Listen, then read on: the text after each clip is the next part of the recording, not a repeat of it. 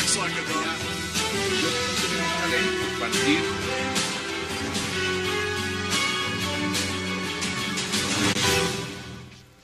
Bienvenidos a 360 grados, una visión global de la noticia, un espacio para debatir sobre todo lo que sucede en Colombia y en el mundo. Empezaremos hoy 360 hablando del electo magistrado de la Corte Constitucional, Alberto Rojas Ríos, que tiene algo enredada su posesión luego de serias denuncias en su contra. El abogado Rojas Ríos es acusado por una viuda de cobrar fraudulentamente una indemnización y anteriormente fue acusado de evadir impuestos y de nexos con la cuestionada excongresista Zulema Catin y otros. ¿Qué pasa con Alberto Rojas y por qué él habla de un complot mientras los conservadores lo defienden? Ese será tema de debate esta noche en 360. Y nuestro segundo tema será una columna también publicada en el año 2006 en el diario El Colombiano, escrita por el exministro Fernando Londoño, que hoy se ha convertido en una verdadera polémica en el marco de los diálogos de paz con la guerrilla. El artículo de opinión titulado "Lo que murió con Castaño" habla del significado de la lucha que habría llevado el padre de los paramilitares. ¿Por qué revive esta columna y qué relación existe entre los continuos ataques entre el santismo y el uribismo, ahora por unos supuestos vínculos entre el presidente y el Ministerio de Defensa? Y también hablaremos esta noche de un personaje de la política colombiana que incursionó en el mundo de la policía. Pero no se muevan, que ya en segundos le doy la bienvenida a nuestros invitados. Sobre ruedas. ¿Qué me deja la guerra? La bandera, el camino, la rabia contenida en el rostro por lo irreparable. Bueno, vamos a darle la bienvenida a nuestros invitados porque eso era una sorpresa que tenemos para el final. Qué placer tener esta noche en 360 a Paloma Valencia, al senador John Sudarsky, al representante Augusto Posada y a Óscar Ortiz. Gracias por aceptar esta invitación y qué gusto que estén esta noche con nosotros. Gracias. Paloma, Gracias. Empiezo con usted, siempre darle la bienvenida. Muchas Mire, gracias. el tema del magistrado Alberto Rojas Ríos y lo que ha significado estas denuncias y lo que está pasando en este momento. ¿Usted cree que esta denuncia por presuntamente haberse quedado con el pago de una indemnización a una clienta hace más de 15 años, lo que ha pasado también con el tema de si ha declarado o no sus impuestos, esto pone un manto de duda muy grande sobre si se debe darle posesión a este hombre en su cargo? Evidentemente hay un manto de duda porque uno no puede desconocer esas denuncias. Sin embargo, lo que sorprende es que las denuncias aparezcan justo cuando es nombrado magistrado, y con esto no lo estoy defendiendo.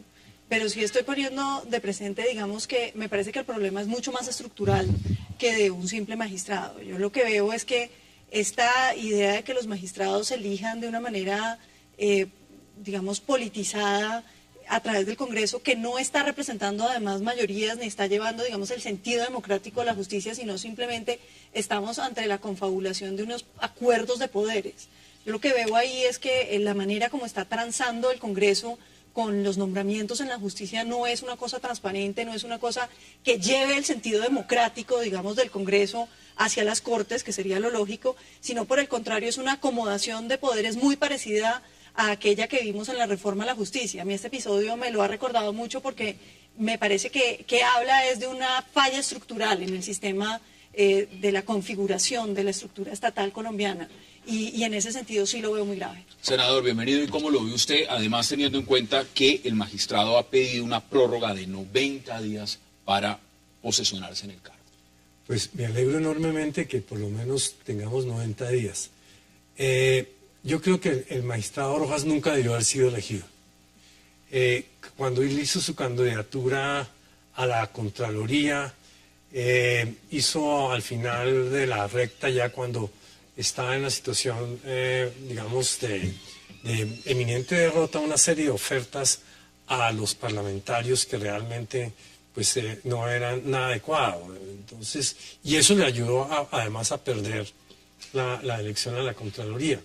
Creo que además toda esa serie de eventos pues muestra que no es la persona para ocupar ese cargo y va a terminar contaminando la Corte Constitucional, que es tal vez la instancia que se ha mantenido relativamente más pristina en todo este proceso.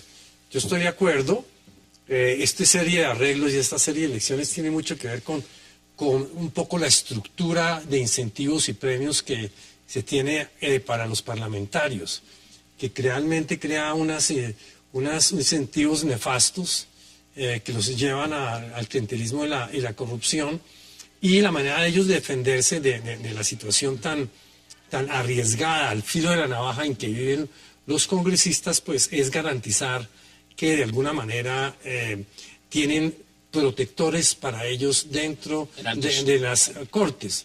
Tal vez el ejemplo para mí más patético es el de la elección del procurador, porque en ese caso me acuerdo que argumentaron, trajeron una sentencia de la Corte del Consejo de Estado que decía una sentencia o digamos, lo que hace la Corte, el Consejo de Estado, en que decía que no había inhabilidades para elegir al juez, cuando usted tenía realmente, pleitos pendientes ante investigaciones en la Procuraduría. Entonces, yo lo que creo es que sí, estos son procesos de acomodo, de garantizar, de neutralizar los riesgos, pero el tema es como, para hacerle seguimiento al planteamiento de Paloma, es que, digamos, en dónde queda ese problema y cómo haría usted para que, digamos, los parlamentarios no se sientan continuamente al filo de la navaja. Ya lo miramos, porque es interesante verlo en el contexto. Eso es una terna, y la gran pregunta es si se miró también las hojas de vida y todo lo demás. Mire, antes de darle la palabra, por supuesto, al representante y a Óscar Ortiz, quiero que veamos extractos de la entrevista, una entrevista exclusiva que le dio justamente el magistrado Alberto Rojas Ríos al director de Cable Noticias, Rafael Poveda, y veamos exactamente qué cuentan esos extractos de esa entrevista. Yo quiero decirle sin ambajes, me voy a posesionar. No hay en mí ningún reproche como antecedente, no hay inhabilidad, no hay incompatibilidad. Todos los documentos que yo estoy entregando al señor presidente de la República para la posesión son documentos verificados en múltiples oportunidades por las más altas cortes de nuestro país, y ya le digo, no tengo ninguna tacha, no tengo ninguna preocupación ética ni moral que me impida asumir como magistrado de la Corte Constitucional. Yo no tengo nada que aclarar. Los hechos los aclaró nuestra justicia, que creo yo que es el escenario natural para dirimir cualquier inconformidad o reclamo que algún ciudadano tenga respecto de otro por conducta o hechos que pueda imputarle. Congresista, esas son las palabras del magistrado. ¿Qué opina usted? Yo celebro que haya solicitado 90 días. Es claro que las explicaciones que ha dado no han convencido a la opinión pública, y yo comparto que pues, obviamente la Corte Constitucional es una de esas instituciones que los colombianos reconocemos como que han estado blindadas de la corrupción, de la politización de la justicia en Colombia, y pues que no nos podemos dar el lujo de nombrar un magistrado con dudas frente a la opinión pública y a las instituciones. Por eso yo espero que el magistrado pueda en estos 90 días recoger toda la documentación que tenga que recoger, las pruebas. Yo creo que él sí debe explicaciones frente a estas acusaciones, en las cuales no entraré cuál es la motivación, el origen, si es persecución o no. Creo que debemos estar por encima de este interés. Pero el tema es, Hassan, que aproveche esos 90 días, que aclare a la opinión pública, al pueblo colombiano, esos cuestionamientos, para que de manera tranquila se pueda posesionar. ¿Puede haber alguna tacha, Óscar, alguna tacha en la hoja de vida de alguien que llegue a la Corte Constitucional? Es decir, esto no es cualquier tribunal, esto es una corte del más alto nivel, tiene unos fundamentos, unos preceptos fundamentales en la democracia del país. ¿Puede existir o darse el lujo a alguien de tener una tacha en su hoja de vida, aspirando a ese cargo y siendo ya además elegido para ese cargo? Solo falta es que el presidente lo posesione. Es inaceptable. La Corte Constitucional es el tribunal donde se hacen valer los derechos fundamentales y donde permanentemente se vigila si las disposiciones que expide el Congreso o eventualmente el Ejecutivo se acompasan y respetan la Constitución. O sea, tiene la posibilidad de expulsar del ordenamiento jurídico leyes aprobadas por los congresistas o reformas constitucionales. Entonces la función es muy importante. Yo creo que el diseño de elección de la Corte Constitucional es deseable, ha demostrado, digamos, cierto nivel de sismorresistencia. Nadie, incluso así tuviera 2 o 3 periodos presidenciales, el Ejecutivo no podría nunca tener más de 3 de los 9 magistrados en la Corte Constitucional. Participan las ramas del poder a las que le anulan los efectos de sus decisiones. Los propios jueces a través de las sentencias de tutela o el Congreso y el propio presidente de la República. O sea que es bastante equilibrado y nadie puede adueñarse de toda la Constitución. Por eso la importancia, pero en este caso es absolutamente vergonzoso lo que está pasando. El magistrado electo me parece que habla mucho, pero no explica nada. Él dice que no se acuerda. Él dice que no se detrás. acuerda y que hay unos documentos, además dice, sobre lo que significa si se apropió o no de estos recursos. Él dice lo siguiente: un abogado guarda archivos hasta los 5, máximo 10 años. Esto pasó hace muchísimo tiempo, yo no tengo realmente constancia de a quién se le vendió el pleito, de qué fue lo que sucedió. Hay un tema de fondo también y se los voy preguntando. ¿Qué tanto necesita la unidad nacional de este magistrado? ¿Por qué el apoyo? ¿O cuál es la ficha fundamental que va a jugar en la Corte Constitucional? No, para que ahí la apoyen todos? pregunta es cuál es la posición que él tiene sobre el marco jurídico para la paz, que es lo que le importa ahorita al gobierno. O sea, ese es el punto. Yo creo que ahí hay mucho que ver, pero independientemente de eso, yo creo que el debate, como lo señalaba el senador Sudaski, tiene mucho que ver, es más bien con la manera como se hace la política en Colombia. Es la función de los congresistas dentro de un Estado que, en mi opinión, tiene un desequilibrio evidente frente al legislativo. Cuando usted mira que los magistrados tienen un poder absoluto sobre el Congreso y que el Congreso le tiene pánico a la Corte Suprema, yo creo que ahí empieza a haber un problema, porque entonces terminan transándose una cantidad de cosas que no se deberían transar, como eso de elegir unos jueces que lo vayan a proteger a uno en caso de que... Esas no deberían ser reflexiones, y lo demás. esas no deberían ser reflexiones sobre la Corte Constitucional, porque Pero es que bueno, aquí hay dos congresistas en la mesa. Y hacen proselitismo, ¿saben cómo algunos de ellos para llegar a la Corte Constitucional, entre otros tribunales, haciendo defensa de pérdidas de investidura, por ejemplo? Exacto, pero eso es muy triste. Y consiguiendo, dándole opinión y aconsejando, por ejemplo, en todo este proceso que hubo sobre el proceso de conciliación que hubo en el Senado en la reforma de la justicia, él fue en buena medida consejero de varios de los que estaban del equipo de conciliación y les dio como la estrategia para digamos, liberarse de los procesos de pérdida de investidura. Con el fiscal que que fue el Partido ¿Usted le Conservador. confiaría, congresista, por ejemplo, la redacción de un fallo a un colega que olvida declarar el 90% de sus ingresos?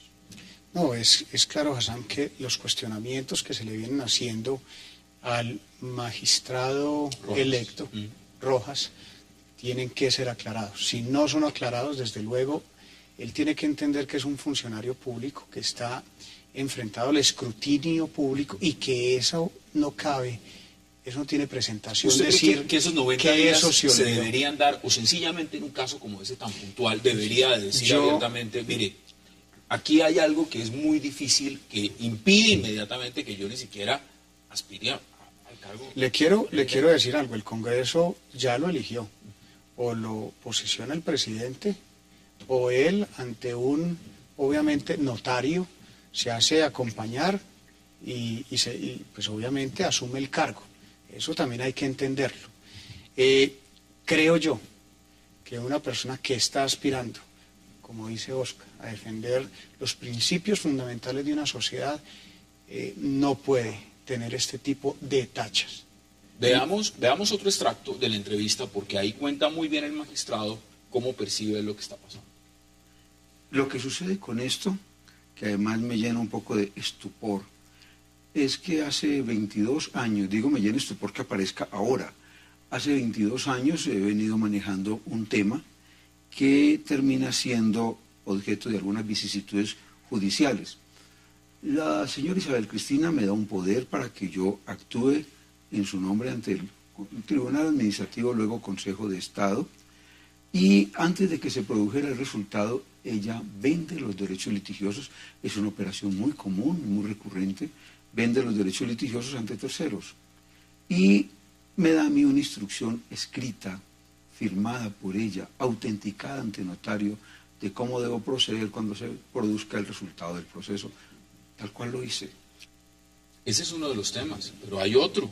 Mire, otra de las personas que estaba en la terna, la doctora Marta Lucía Zamora, fiscal, dice que se hizo una campaña negra en contra de ella en el Senado. Inclusive el magistrado Rojas ha dicho que recibió amenazas por medio de chat de la fiscal Zamora. Esto estamos viendo lo que está pasando entre las propias personas que aspiran al cargo de la Corte Constitucional, ser magistrado de la Corte Constitucional. No, eso prueba que el sistema no funciona. La discusión entonces es otra. Es cuál es la posición que debe adoptar el magistrado, y yo creo que en eso de alguna manera estamos de acuerdo. No compartiendo lo que ha dicho Paloma, de alguna manera no compartiéndolo en su totalidad, sí hay una gran falla en el sistema. La politización de la justicia, los mecanismos de elección que se utilizan para los nombramientos de dignatarios del Estado. No, pero es que tampoco podemos caer en el pues tan puritanos de decir, pues es que las alianzas son propias de la política. Ahora otro tema... Las alianzas para defender ideas, no para conseguir puestos y tapar delitos. Es que fíjese que ahí hay una diferencia. El problema es ese, es el tipo de alianza que se está haciendo en el Congreso, que no es el... Claro que lo lógico es que los congresistas tuvieran injerencia, porque la idea es que la democracia pues tenga un sentido también en la justicia. Pero lo que estamos viendo es que no se trata de eso, son alianzas como las de la reforma a la justicia. No todas, es que no se puede estigmatizar una institución de la manera en que usted lo está haciendo, porque es que tampoco es decir todo es malo, hay límites, yo lo comparto. Usted no puede hacer alianzas para lucrarse de esto por dinero o para lograr unos beneficios particulares. Aquí lo que estamos haciendo, hay unas fallas del sistema, hay unos límites que se deben restablecer porque se han perdido totalmente. El solo tema de la reelección y no rebalancear todos los poderes del Estado, creo que eso le ha hecho mucho daño a esas instituciones y a esa forma en que se elige. Esa es otra discusión, obviamente más de fondo, que es muy importante diferenciarla, pero de ahí a estigmatizar todos los mecanismos democráticos, pues yo creo que ahí sí, pues como quien dice, o sea, aquí nada sirve, no hay mucho que arreglar, pero sí hay una representatividad que hay que respetar. Con esto termino, Hassan. Casi 14 millones de votos eligieron el Congreso, gústenos o no, pero esa es la democracia. Sí, no fueron 14 millones, fueron menos, porque hubo 13 millones 100 mil, digamos, para la Cámara, que es, digamos, un tema interesante acá, y hubo 2.600.000 votos entre anulados y no marcados. Es un número. Entonces, cuando usted le quita esos 2.600.000, no fueron 13.100, que es más o menos la cifra, sino se reduce más o menos a como a 10 millones, eso lleva que todo el Congreso fue elegido por 1 de cada 3 colombianos que podían votar. Y además, 1 de cada 5 de los que votaron, sus votos fueron anulados o no marcados, o sea que no expresaron su voluntad. Yo creo que, digamos, ahí es donde yo creo que tenemos que ir llegando de alguna manera, porque en la discusión de lo estructural, yo estoy totalmente de acuerdo con el presidente de la Cámara en que hay muchas cosas muy rescatables. Por ejemplo, la reforma a la justicia tenía una cantidad de elementos muy positivos, pero en esa forma de los incentivos que crean y que colocan en riesgo a los parlamentarios, pues terminaron introduciendo toda una cantidad de temas que fueron los que terminaron fundamental. Yo creo que si no es el tema de hoy, y creo que eventualmente lo tendremos que discutir, pero el tema es el sistema electoral. Y usted ha hecho propuestas sobre el tema, por supuesto, de cómo se debe modificar y cambiar, y es un tema además que se está pensando con consideración en amplio margen. Para que empecemos a dar las conclusiones sobre este tema, porque tenemos otros temas de los que quiero que hablemos también. Mire, la corporación Oscar Excelencia de la Justicia ha dicho claramente, frente a estas denuncias, no puede este señor asumir el cargo, debería renunciar. Deme sus conclusiones. Completamente de acuerdo. Yo creo que si aquí el mecanismo fue la elección del Senado, lo menos que debiera haber es una llamada por el propio Senado para que las explicaciones sean públicas ante la Cámara que lo eligió. el magistrado electo ha salido frente a algunos medios de comunicación, pero no da explicaciones. Y es realmente un vejamen para la ciudadanía, para la democracia, que invoque la importancia de la misión de la magistratura para no dar explicaciones y no justamente para verse compelido a ofrecer razones que satisfagan Deme sus conclusiones en 40 segundos. las acusaciones. Pues menos, no lo voy a crucificar. Yo creo que hay que respetarle el derecho a la defensa, pero sí tiene que dar explicaciones. Y ojalá que sean convincentes. De lo contrario, creo que no debería posicionarse.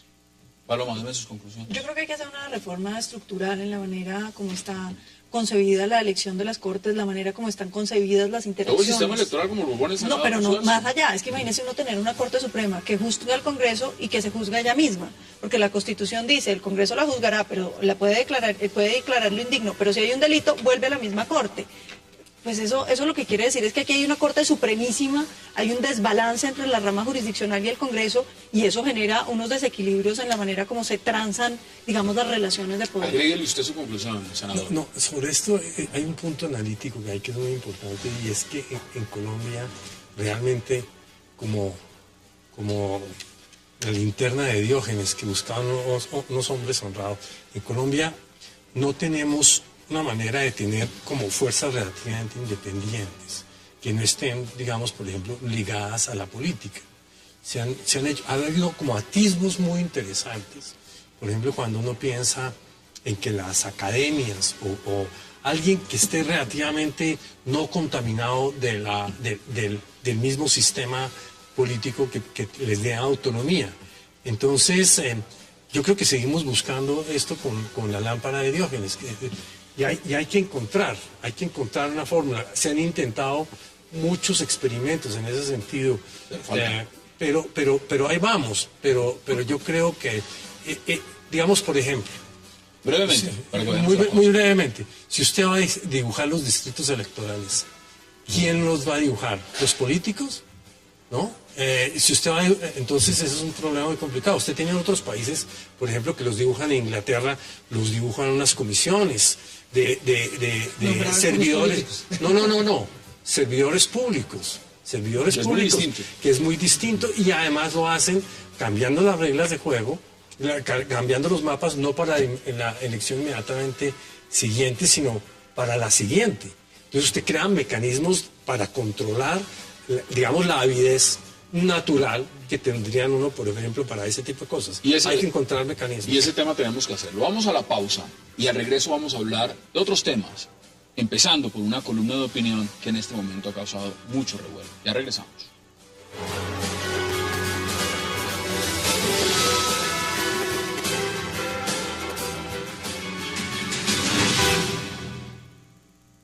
Que murió con Carlos Castaño fue el significado político de las autodefensas, su sentido como medio para enfrentar las FARC y sostener el derecho de propiedad en el campo, y con ese derecho una manera de concebir la vida.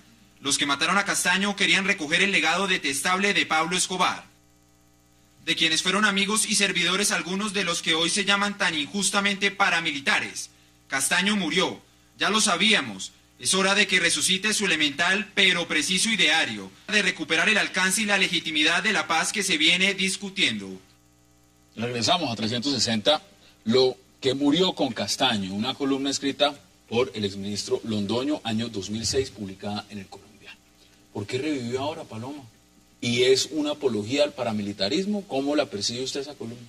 Yo creo que todos los textos son susceptibles de diferentes interpretaciones. Yo la leí y lo que yo encuentro ahí, es decir, aquí había una idea de paramilitarismo que transitó hacia el narcotráfico, y el paramilitarismo en el sentido, digamos, de autodefensa no existe. Lo que hay son delincuentes. Eso es lo que me parece que está diciendo, que es lo mismo que uno podría decir hoy de las FARC. Hubo unos insurgentes que llegan más allá, que entran al terrorismo, al narcotráfico, y pues pierden su naturaleza insurgente, que es para mí lo que ha pasado. Creo que lo que estaba recogiendo, en mi opinión, el exministro Londoño, es el tema de que las famosas autodefensas ya no había tal, la famosa idea como eso moría, y eso ya era un grupo paramilitar, digamos, en el sentido terrorista. ¿Cómo lo perciben ustedes? ¿Están de acuerdo o es una apología? ¿Y por qué revive en este momento, Oscar? No, eso al contrario me parece una crítica. efectivamente porque desnuda cómo estas organizaciones armadas ilegales, digamos, además de ser violatorias del régimen jurídico y altamente inconvenientes, se sumaron al narcotráfico, con lo cual se acaban de erosionar. Pasa lo mismo con las FARC, con el ELN, que con los paramilitares, y eso es efectivamente lo que de manera expresa, ni siquiera, digamos, queda para el ámbito del lector, porque dice, mire, con la vinculación de los narcotraficantes al proceso, aquí se está quedando una gente impune, y eso es lo que es muy actual. Creo que en ese sentido tiene toda la vigencia. Pues yo creo que no puede existir ninguna justificación a un criminal, así de sencillo. Las ideas se combaten desde las instituciones democráticas, así tengan grandes cuestionamientos. Pero yo sí creo, para mí es penosa esa columna, la rechazo de manera contundente, porque nada puede justificar lo que hizo esta gente, lo que hizo su grupo y lo que continuaron independientemente haciendo. de que sea el señor Macaco, el señor Mancuso, el señor Castaño. Independiente de que sea el que fuere, son criminales y obviamente atentaron contra el bienestar de una sociedad, son criminales y nada justifica ningún ideal, ni ninguna búsqueda de una mejor sociedad. Las búsquedas en una sociedad democrática como la colombiana, con cosas buenas y malas, no se hacen desde esos espacios. ¿Usted no cree que esto sale y reluce en un marco muy específico, y es la gran oposición que están haciendo de una u otra manera al proceso que se adelanta con las FARC? El tema de la impunidad, el tema de lo que puede significar el marco legal para la paz, y reviven estas columnas en contrapeso a lo que está pasando en La Habana. Eso no puede cerrar en ningún momento la búsqueda de la paz, que es un mandato de todos los colombianos a la clase dirigente. Desde luego se reconocen los crímenes que han cometido las FARC, las autodefensas, pero de igual manera se llegó a una mesa de negociación con las autodefensas y se buscó la paz. Que haya terminado de alguna manera no como se quería, pues bueno, vaya y viene. Ese, digamos, que no creo que es el análisis que estemos dando hoy, pero que estamos consiguiendo, que estamos buscando ese mandato, que estamos obedeciendo ese mandato de los colombianos, sin desconocer que se han cometido crímenes, que son criminales, que nada justifica ese actuar, pues es lo que nos está llevando precisamente a esa mesa, a decir, mire, ya no queremos ese camino, y hay que un camino yo diferente. quería decir una cosa, yo no veo, digamos, evidentemente ningún crimen puede justificarse, pero la columna del ministro Londoño no me parece que esté buscando una justificación, está haciendo una explicación causal de unos hechos. Yo creo que cuando una cosa es entender por qué pueden surgir unas cosas y otras decir que tienen razón. Uno puede explicar los fenómenos sociales con explicaciones, digamos, causales, coherentes, que no significan que uno los esté justificando. Son interpretaciones, Paloma, como usted bien lo dijo ahora. Usted tiene una y yo tengo otra. ¿Esto se debe mirar en el contexto del tiempo también, senador, sí, o no? Digamos, a mí lo que me parece es que, digamos, la historia de la violencia, el paramilitarismo, la guerrilla, el narcotráfico, es una historia larga de círculos de acción, reacción, acción, reacción, acción, reacción. En su momento dado, lo de Castaño fue una manera de defenderse de la agresión de la FARC, que estaba haciendo lo mismo, y ese es el tipo de círculo vicioso que se alimenta, y todo esto terminó permeado realmente por el tema del narcotráfico. Entonces todo eso se degradó a la situación actual. Uno puede traer esos, digamos, momentos históricos y tal, y tratar de hablar de unos actores o de los otros actores, pero donde estamos hoy en día es frente al proceso de paz. Y en ese proceso de paz nos va a tocar a todos los colombianos comernos algunos sapos. Algunos dicen que van a ser muy grandes. Digamos, sapos gigantes. No, pero y puede que sean sapos muy, muy Reformas grandes. constitucionales clandestinas.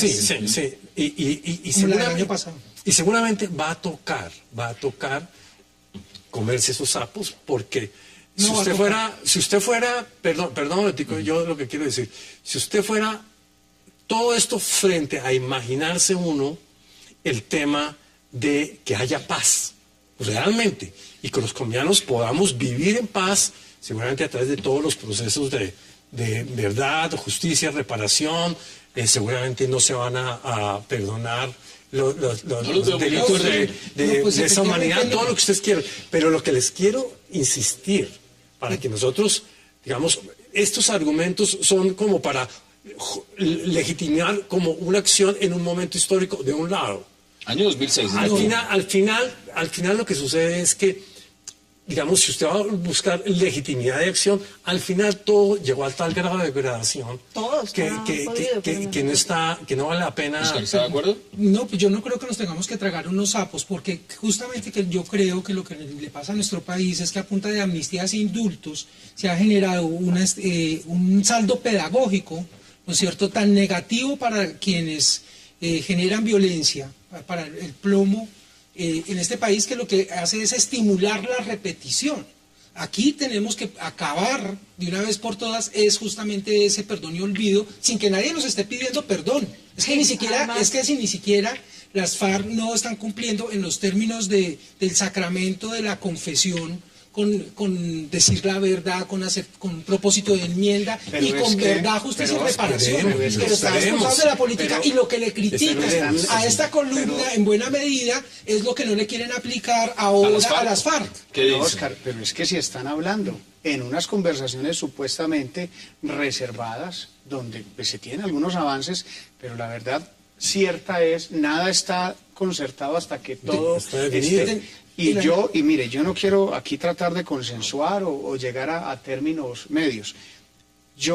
Algo de tragar sapos, y que tan grandes no se lo va a tragar la sociedad colombiana, por todos estos procesos que se han vivido y que la gente, lo hemos repetido en el Congreso, lo que no legitima estos acuerdos, si no lo legitima el pueblo colombiano, difícil que va a ser que salgan adelante. Entonces los sapos que no sean muy grandes, porque no creo que con lo que hemos aprendido históricamente, eso tan grande nos lo traguemos. Pero mucho más allá, yo quería decir algo sobre lo que dijo el senador que me parece muy importante. Es que claro que el fin de la paz puede justificar todos los medios, sobre la pregunta de si el fin justifica los medios. Pero es que la negociación con las FARC no es la paz, y yo creo que eso lo saben todos los colombianos. La negociación con las FARC es comprar la franquicia de las FARC. Aquí hay otra cantidad de grupos al margen de la ley y va a quedar suficiente violencia para que ningún colombiano se sienta en paz. Y van a querer el mismo trato, además. Y van a querer el mismo trato. Es el precedente que se le deja a los violentos lo que es grave en esta negociación. Porque si estuviéramos comprando la paz, senador, yo aceptaría que el fin justifica los medios. Yo no dije eso. También yo sí quisiera hacer una pregunta. Yo se lo digo yo. Uno por uno. Pero lo que sí me parece es que comprar la franquicia de las FARC no puede costarnos tanto, porque entonces si la negociación se vuelve un premio para las FARC, todos los demás violentos van a coger ese ejemplo y no vamos a tener violencia nunca. Totalmente de acuerdo, pero entonces yo estoy en el mundo que no es, o en el país que no estoy, porque es que hasta ahora no se ha logrado una negociación, y no se sabe qué concesiones se van a dar, pero totalmente de acuerdo. Eso pero yo veo ya muchas concesiones. Vamos a aprobar una reforma constitucional. Por ejemplo, discutir con ellos el agro. El tema de fondo es que esto es una columna que fue escrita sobre el tema paramilitar, y miren. Perdón un segundito. El escenario, digamos, dentro de 3 años en Colombia. Ha habido un proceso de paz, ha habido, digamos, una definición de qué se perdona, qué no se perdona, si la verdad, la reparación, todo lo demás. Y el sapo que nos va a tocar comernos a todos los colombianos es tener un opositor en una guerra al lado nuestro y teniendo que vivir con él y siendo decente con él y ayudándole a que todos ellos se reintegren a una sola colonia. ¿En el Congreso? ¿Cómo? Mirarlo en una perspectiva también política, que es lo que se está viendo. Y allá, finalmente, cualquiera que sea el procedimiento para llegar allá, cualquiera que sea el procedimiento, no violando todo ni nada por el estilo, usted va a tener un escenario, digamos, entre 3, 4 años, donde ya se hayan surtido una cantidad de elementos que estamos todavía esperando que se definan y nos imaginamos. Y todos los colombianos, cada uno de nosotros, nos va a tocar, digamos, aprender a convivir con gente que fue seguramente victimarios de familiares y así sucesivamente. A eso nos va a tocar. El país ya lo ha hecho sin resultados de obtener la paz. Tenemos que ir a la pausa, pero quiero que retomemos algo, porque viene otro tema también. A usted le molesta, Óscar Paloma, lo siguiente, y es el final de esta columna de opinión del 2006 del exministro Londoño, y dice lo siguiente: Castaño murió, ya lo sabíamos, es hora de que resucite su elemental pero preciso ideario. La única manera de recuperar el alcance y la legitimidad de la paz que se viene discutiendo. De ahí se han agarrado muchos para mirarlo no en el contexto del 2006, sino en el contexto del 2013. ¿Cómo lo ve usted en sus conclusiones? Pues yo lo que veo ahí es que él está diciendo, no estamos negociando con unas autodefensas, estamos negociando con narcoterroristas. ¿Qué dice usted, Óscar? Curul por cárcel para los máximos responsables es intolerable y es un sapo que no nos vamos a tragar. Venga, pero Hassan, yo no le dije una cosa. Yo sí sé por qué salió esta columna en este momento. Dígamelo por qué. Porque es un el momento. argumento muy fuerte que se está discutiendo hoy en día sobre el famoso marco jurídico para la paz es que el Congreso lo aprobó el día que las FARC trató de asesinar a Fernando Londoño. Esto es un contrapeso también de lo es que para viene. decir, mire que había razones para matarlo. Hay un tema de propaganda negra que ha empezado ya y sabemos que es un periodo de año electoral y por supuesto están en juego presidenciales donde se van a empezar a jugar estas cartas abiertamente, no es un ataque directo contra Londoño. Esta columna fue escrita también durante el proceso, durante el gobierno del presidente Álvaro Uribe. Demos sus conclusiones en 15 segundos. Menos, no, yo vuelvo y repito, no tiene justificación alguna el pretender que al final que un hombre que ya está muerto, que es un gran criminal en Colombia, pues se le pretenda justificar algún ideario. Ningún ideario justifica los crímenes que este señor cometió. 15 segundos, senador. El escenario de dentro de 3 años va a ser el monopolio legítimo de la fuerza por parte del Estado. Así que actores privados armados no tienen papel en ese escenario. Ahí está su posición.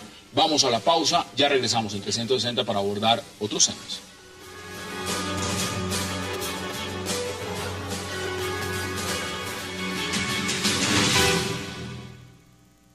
Presidente Santos, mis hijos no tienen negocios con el Estado, ni yo soy socio de proveedores de Mindefensa. ¿Y usted? Regresamos a 360, Paloma. Eso lo dice el expresidente Álvaro Uribe en su cuenta de Twitter y el gobierno ha dicho lo siguiente a través de la presidencia. Santos no tiene vínculos con proveedores de Mindefensa. ¿Qué dice usted al respecto? Pues mire, yo encontré una columna del Nuevo Herald de mayo 25 del 2009, donde se llama "Investigan por favoritismo al exministro de Defensa, Juan Manuel Santos". En ese momento. En el Nuevo Herald. Y lo que hablan es de una serie de contratos que hizo el entonces ministro de Defensa, que fueron cuestionados por varios de los licitantes que participaron en esos contratos para la compra de armas, que fueron asignadas a quien figura como uno de los mejores amigos del presidente Santos, Felipe Jaramillo Samper, que es el representante y propietario de la firma Alfonso Jaramillo y compañía. Esas licitaciones, que de sí las es amigo del cuales, presidente Santos. no, el mejor amigo figura en la amigo. revista Semana. Pero mire lo que dijo, le voy a leer, Juan Manuel Galán, dijo sobre este tema: es una coincidencia muy extraña que en todas las grandes contrataciones de defensa y seguridad, donde el país está haciendo su mayor esfuerzo fiscal, en todas esas contrataciones el señor Jaramillo, amigo personal del ministro, ha figurado como representante de esas ventas. Ahora, Óscar, usted era zar anticorrupción en ese momento. ¿Qué sabe usted al respecto de lo que se plantea? Porque esto es una denuncia abierta. A mí me llegaron esas informaciones y yo al final de un consejo de ministros le informé al presidente de la República, delante de otros ministros, que iba a enviar estas informaciones a la Fiscalía General, a la Contraloría y a la Procuraduría, porque no me parecía que fuera un asunto ni mucho menos para engavetar, era muy serio, porque pues versaba sobre montos muy grandes, sobre aspectos de seguridad. 35.2 millones solamente en pistolas Sig Sauer. Es decir, Millones esto no, de es, dólares, ¿no? esto no es una cosa que se pueda Y, tomar. delicada, y el sistema de contratación es sofisticado porque es de gobierno a gobierno, un mecanismo que se llama LOAS. Yo pedí unas explicaciones iniciales y me pareció que lo deseable era de todas maneras que los órganos de control independientes del gobierno tuvieran conocimiento de esa información que había llegado al propio gobierno para que fuera en esas instancias donde se rindieran las explicaciones correspondientes. En esa ocasión me llamó la atención que durante los 2 años y medio que yo estuve en ejercicio de esas funciones, el único ministro que me llamó molesto, en ese caso ya para ese momento ya era exministro, fue el doctor Santos, por la publicación a la que está aludiendo Paloma cuando salió en Miami, que yo estaba enviando esas comunicaciones a los órganos de control. ¿Qué dicen ustedes al respecto, senador? Yo no sé suficiente como para poder hacer la afirmación y me parece muy arriesgado entrar en esa alimentación de sospechas que ya está llegando a un tema malévolo, metiendo con los hijos y entonces terminarán hablando de las señoras, mejor dicho, si los expresidentes o el presidente no se controlan en ese sentido, me parece que le están haciendo un flaco favor a la democracia. ¿Qué dice usted, representante? Sam, usted me disculpa, esa investigación yo la llevaba cuando era miembro de la Comisión de Acusaciones, entonces desde luego usted entenderá que no Por supuesto, haré no puede comentario alguno, pero sí es muy triste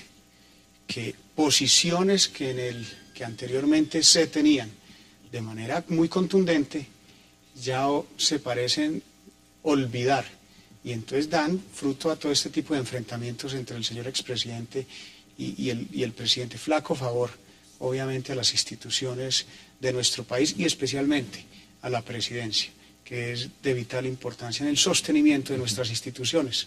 ¿Usted quiere agregarle, Paloma? Pues mire, yo lo que conozco, lo conozco por este artículo del Nuevo Herald, que entre otras dice que las licitaciones eran supremamente amañadas para que ganara el licitante Jaramillo y que una vez se declararon desiertas se contrató por el procedimiento casi directo de cooperación con los gobiernos a través de Jaramillo. Entonces estas son denuncias muy graves las que se hicieron en este momento. Esto no es un tiro al aire sencillamente para provocar. Yo me imagino que el presidente Uribe va a salir con más cosas porque el presidente Uribe no ha dicho mentiras. Usted puede criticar que le guste o no que lo diga, pero no ha dicho mentiras. Cuando se filtraron las coordenadas fueron ciertas y las cosas que él ha mostrado siempre son ciertas. ¿Quién sabe con qué se va a venir el presidente Uribe? Yo lo que le digo es, yo solo conozco este caso y la pregunta es, ¿dónde está la investigación que se mandó a la Fiscalía General de la Nación? Pues ahí le estaba haciendo Óscar Ortiz. Está en el Congreso. Ahora, está en el Congreso, pero hay un tema del cual usted sí puede hablar, y se lo quiero preguntar de una vez. Pero antes veamos a un poeta, porque me parece que usted como presidente de la Cámara de pronto también escribe poesía. Veamos. Sobre ruedas. ¿Qué me deja la guerra? ¿La bandera? ¿El camino? ¿La rabia contenida en el rostro por lo irreparable? Por haber estado ahí justo en ese instante y no en otro, por haber pisado allá y no más allá, por haber caminado, por haber militado, por haber nacido aquí y no en otra parte. ¿Qué me deja la guerra además de viajar el resto de la vida sobre ruedas? Bueno, el presidente del Senado escribe poesía, el presidente de la Cámara también escribe poesía. No, en su momento utilizaba era un pincel, pero felicitaciones a ¿Va mañana el lanzamiento? ¿Va mañana el lanzamiento? No estaré, pero desde luego, sí, mis mejores deseos por esas manifestaciones artísticas del presidente del Congreso. ¿Usted conocía esos dotes artísticos de poesía? Yo sabía que él era novelista, ya publicó una novela, y creo que esta iba a ser su segunda novela, pero finalmente fue un libro de poemas.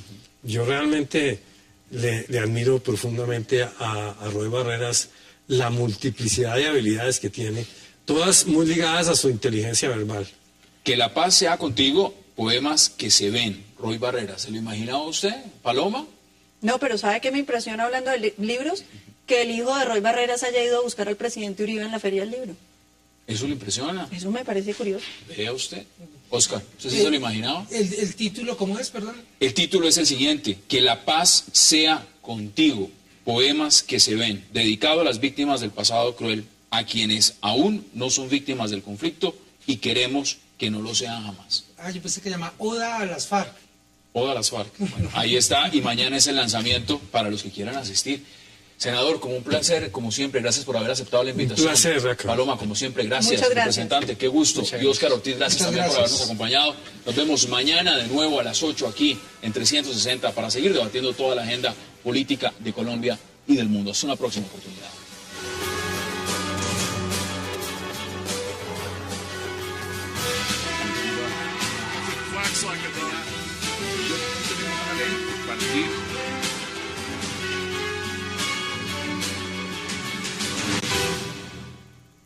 Todo lo demás. Mire, antes de darle la palabra, por supuesto, al representante y a Óscar Ortiz, quiero que veamos extractos de la entrevista, una entrevista exclusiva que le dio justamente el magistrado Alberto Rojas Ríos al director de Cable Noticias, Rafael Poveda, y veamos exactamente qué cuentan esos extractos de esa entrevista. Yo quiero decirle sin ambajes, me voy a posesionar. No hay en mí ningún reproche como antecedente, no hay inhabilidad, no hay incompatibilidad.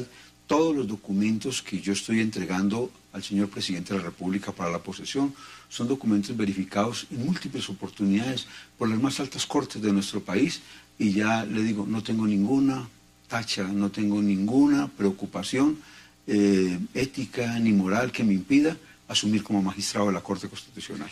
Yo no tengo nada que aclarar.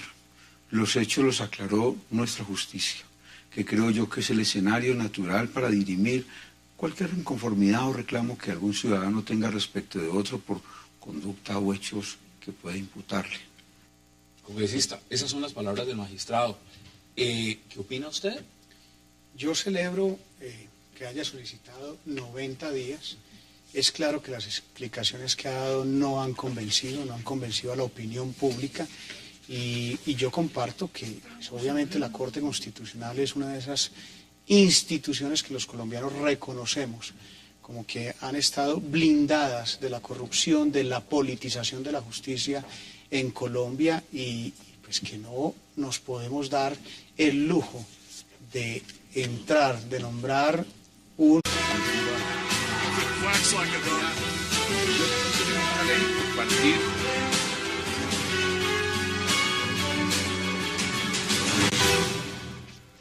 Bienvenidos a 360 grados, una visión global de la noticia, un espacio para debatir sobre todo lo que sucede en Colombia y en el mundo. Y empezaremos hoy 360 hablando del electo magistrado de la Corte Constitucional, Alberto Rojas Ríos, que tiene algo enredada su posesión luego de serias denuncias en su contra. El abogado Rojas Ríos es acusado por una viuda de cobrar fraudulentamente una indemnización y anteriormente fue acusado de evadir impuestos y de nexos con la cuestionada excongresista Zulema Catin y otros. ¿Qué pasa con Alberto Rojas y por qué él habla de un complot mientras los conservadores lo defienden? Ese será tema de debate esta noche en 360. Y nuestro segundo tema será una columna también publicada en el año 2006 en el diario El Colombiano, escrita por el exministro Fernando Londoño, que hoy se ha convertido en una verdadera polémica en el marco de los diálogos de paz con la guerrilla. El artículo de opinión titulado Lo que murió con Castaño habla del significado de la lucha que habría llevado el padre de los paramilitares. ¿Por qué revive esta columna y qué relación existe entre los continuos ataques entre el santismo y el uribismo, ahora por unos supuestos vínculos entre el presidente y el Ministerio de Defensa? Y también hablaremos esta noche de un personaje de la política colombiana que incursionó en el mundo de la policía. Pero no se muevan, que ya en segundos le doy la bienvenida a nuestros invitados. Comentarios que realmente crea unos incentivos nefastos que los llevan al clientelismo y la corrupción, y la manera de ellos defenderse de la situación tan arriesgada, al filo de la navaja en que viven los congresistas, pues es garantizar que de alguna manera tienen protectores para ellos dentro de las cortes.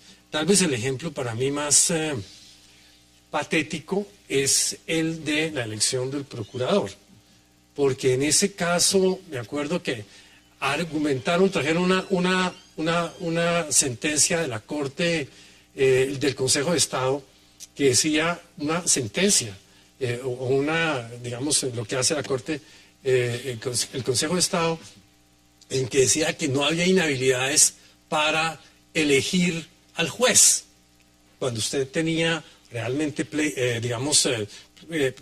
pleitos pendientes, investigaciones en la Procuraduría. Entonces, yo lo que creo es que sí, estos son procesos de acomodo, de garantizar, de neutralizar los riesgos, pero el tema es como, para hacerle seguimiento al planteamiento de Paloma, es que, digamos, en dónde queda ese problema y cómo haría usted para que, digamos, los parlamentarios no se sientan continuamente al filo de la navaja. Ya lo miramos, porque es interesante verlo en el contexto. Eso es una terna, y la gran pregunta es si se miró también las hojas de vida. En la justicia no es una cosa transparente, no es una cosa que lleve el sentido democrático, digamos, del Congreso hacia las Cortes, que sería lo lógico, sino por el contrario es una acomodación de poderes muy parecida a aquella que vimos en la reforma a la justicia. A mí este episodio me lo ha recordado mucho porque me parece que habla es de una falla estructural en el sistema de la configuración de la estructura estatal colombiana. Y en ese sentido sí lo veo muy grave. Senador, bienvenido. ¿Y cómo lo ve usted? Además, teniendo en cuenta que el magistrado ha pedido una prórroga de 90 días para posesionarse en el cargo. Pues me alegro enormemente que por lo menos tengamos 90 días. Yo creo que el magistrado Rojas nunca debió haber sido elegido. Cuando él hizo su candidatura a la Contraloría, hizo al final de la recta, ya cuando estaba en la situación, digamos, de eminente derrota, una serie de ofertas a los parlamentarios que realmente pues no eran nada adecuado. Entonces, y eso le ayudó además a perder la elección a la Contraloría. Creo que además toda esa serie de eventos pues muestra que no es la persona para ocupar ese cargo y va a terminar contaminando la Corte Constitucional, que es tal vez la instancia que se ha mantenido relativamente más pristina en todo este proceso. Yo estoy de acuerdo, esta serie de arreglos y esta serie de elecciones tiene mucho que ver con un poco la estructura de incentivos y premios que se tiene para los parlamentarios. Sobre ruedas. ¿Qué me deja la guerra? ¿La bandera? ¿El camino? ¿La rabia contenida en el rostro por lo irreparable? Bueno, vamos a darle la bienvenida a nuestros invitados porque eso era una sorpresa que tenemos para el final. Qué placer tener esta noche en 360 a Paloma Valencia, al senador John Sudarsky, al representante Augusto Posada y a Óscar Ortiz. Gracias por aceptar esta invitación y qué gusto que estén esta noche con nosotros. Gracias. Paloma, Gracias. Empiezo con usted, siempre darle la bienvenida. Muchas Mire, gracias. el tema del magistrado Alberto Rojas Ríos y lo que ha significado estas denuncias y lo que está pasando en este momento. ¿Usted cree que esta denuncia por presuntamente haberse quedado con el pago de una indemnización a una clienta hace más de 15 años, lo que ha pasado también con el tema de si ha declarado o no sus impuestos, esto pone un manto de duda muy grande sobre si se debe darle posesión a este hombre en su cargo? Evidentemente hay un manto de duda porque uno no puede pues desconocer esas denuncias. Sin embargo, lo que sorprende es que las denuncias aparezcan justo cuando es nombrado magistrado, y con esto no lo estoy defendiendo.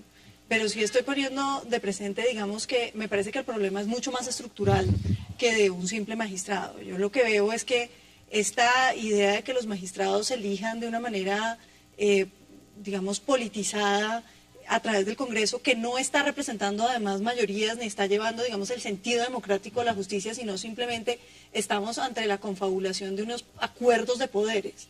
Yo lo que veo ahí es que la manera como está transando el Congreso con los nombramientos